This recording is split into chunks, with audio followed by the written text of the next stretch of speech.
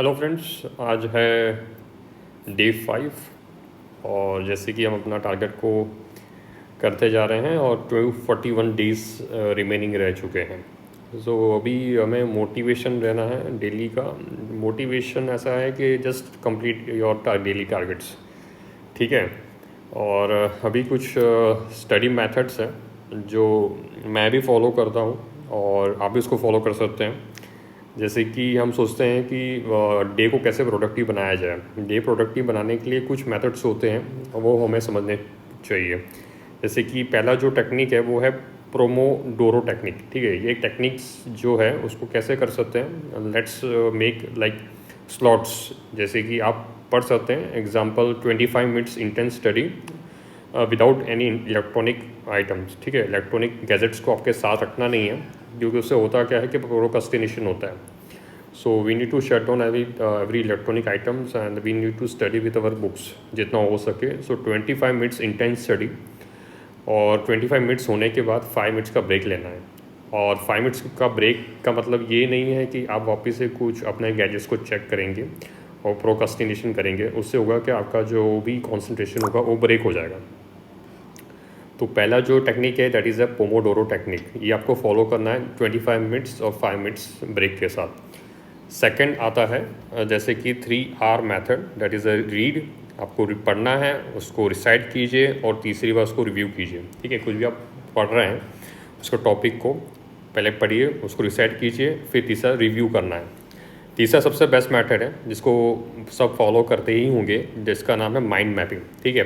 जैसे कि हमारा जो ब्रेन है इतनी चीज़ों को याद नहीं रख सकता। हम दिन में जो भी याद करते हैं उसका हम 20 to 25% ही हमारी जो कैपेसिटी है उसको हम याद रख सकते हैं।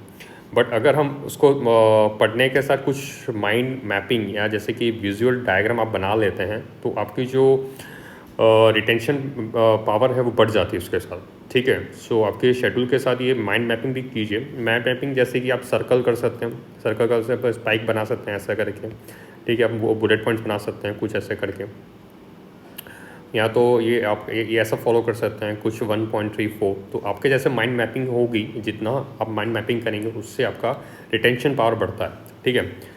फिर चौथा है वो है फ्लैश कार्ड्स। फ्लैश कार्ड्स का मतलब ये है कि आप छोटे छोटे घर पे ही खुद से ही एक पेपर लीजिए, उसके 4 पार्ट बना दीजिए। एक पे क्वेश्चन लिखिए और उसके जो पीछे आंसर लिखना है आपको, ठीक है। पीछे आंसर लिखिए, पूरा क्वेश्चन मतलब नहीं करना है, जैसे कि जस्ट पॉइंटर वाइज में। उससे होगा क्या, एक आपके पास बनेगा पेपर वाइज 4 नोट एक पेपर के, आगे क्वेश्चन होगा, पीछे आंसर फॉर्मेट होगा, ठीक है। तो उससे भी आपका रिटेंशन जो है वो बढ़ जाएगा। फिर पांचवा जो है वो है एक्टिव रिकॉल। एक्टिव रिकॉल का मतलब क्या होता है कि जैसे कि हमने कुछ पढ़ा 25 मिनट्स में, तो जैसे जो हमारे 5 मिनट्स जो ब्रेक है ना उसके अंदर करना क्या है, आंखें बंद करनी है। आंखें बंद करके जस्ट 2 मिनट्स 2 और 3 मिनट्स हमें सोचना है, हमें अपने दिमाग पे जोर लगाना है कि हमने क्या पढ़ाई किया है, ठीक है। तो जैसे कि जो भी अगर हम स्टार्टिंग विद द न्यूज़पेपर कर रहे हैं तो पेपर 1 में क्या था, तो आंखें बंद करके हमें अपने आप को माइंड को एक्टिव रिकॉल करना है। तो इससे होगा क्या, आपके ब्रेन की एक्सरसाइज होगी। जितनी ब्रेन की आप एक्सरसाइज करेंगे ना, आपकी रिटेंशन पावर उतना ही बढ़ती जाएगी। अभी 6th मेथड जो है वो टीचिंग अदर्स, सबसे बेस्ट मेथड है, ठीक है। अगर आप कुछ पढ़ते हो, जैसे कि आप सेल्फ प्रिपरेशन भी कर रहे हो, घर पे बैठे हो, तो आपके जो सिबलिंग्स हैं आप उनको अपने टॉपिक समझा सकते हो, ठीक है। या आप लाइब्रेरी में हो, जैसे आप फ्री टाइम मिलता है लंच में, ठीक है, इवनिंग टाइम में, आप अपने फ्रेंड के साथ डिस्कस कर सकते हैं कि जैसे कि ये मैंने टॉपिक पढ़ा था और इसका ये उसके पार्ट है, ठीक है। उससे होगा क्या, एक तो आप पढ़ा रहे हो किसी को, पढ़ाने से होता है कि हमें अपनी मिस्टेक्स पता लगती है कि हमारे जो कॉन्सेप्ट्स हमने जो पढ़े हैं वो सही पढ़े हैं कि नहीं पढ़े हैं। और दूसरा जो होता है कि हमारा एक रिवीजन हो जाता है। तो this is also a good way. 7th है that is a group study. देखो ग्रुप स्टडी ये है कि किसी किसी को बेनिफिट है, किसी किसी के लिए बेनिफिट नहीं होती है, तो depends on you. Group study का मतलब ये होता है जैसे कि आप कुछ टॉपिक्स को डिवाइड कर दीजिए, जैसे कि मैंने पॉलिटी को मैंने रख लिया, हिस्ट्री को आप किसी हिस्ट्री का ऑप्शनल है उसको दे दीजिए, ठीक है।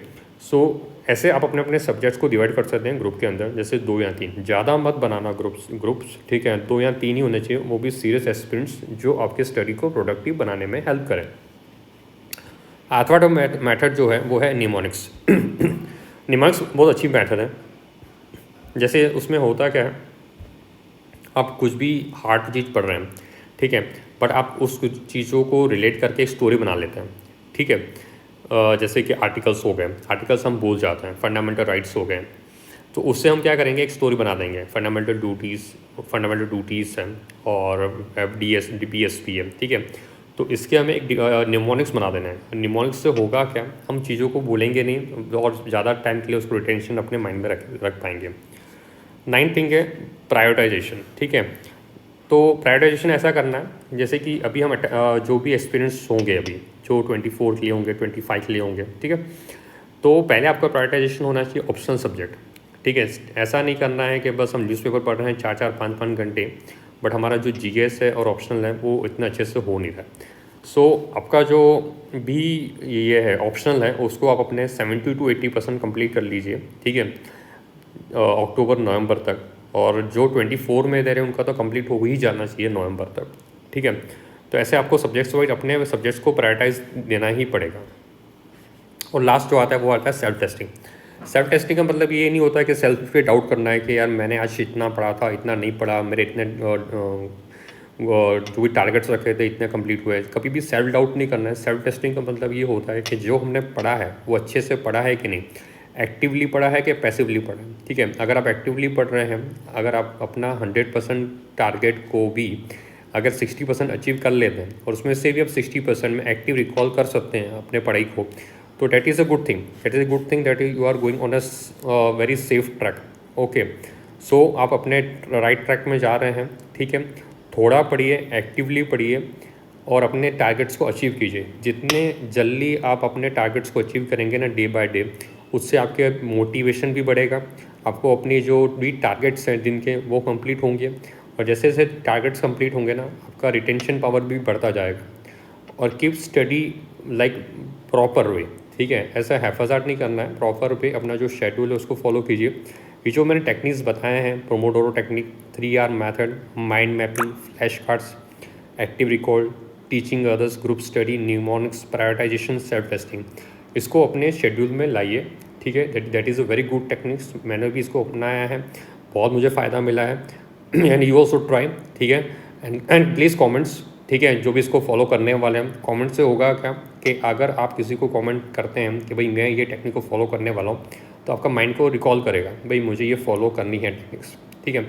सो फॉलो कीजिए और शेयर कीजिए, आपके जो भी फ्रेंड्स उनको शेयर करो कि ये मेथड्स हैं। जो भी मोटिवेशन नहीं है, जो मोटिवेशंस ढूंढ रहे हैं, देखो मोटिवेशन ऐसा नहीं आएगा, मोटिवेशन तभी आएगा जब आप पढ़ोगे, रिवाइज करोगे, रीटेस्टिंग करोगे, टेस्ट होगे, तो ही मोटिवेशन आएगा, ठीक है। So let's make a productive day. So today is day 5, 241 days are remaining for the next attempt. Let's make a productive day. Thank you.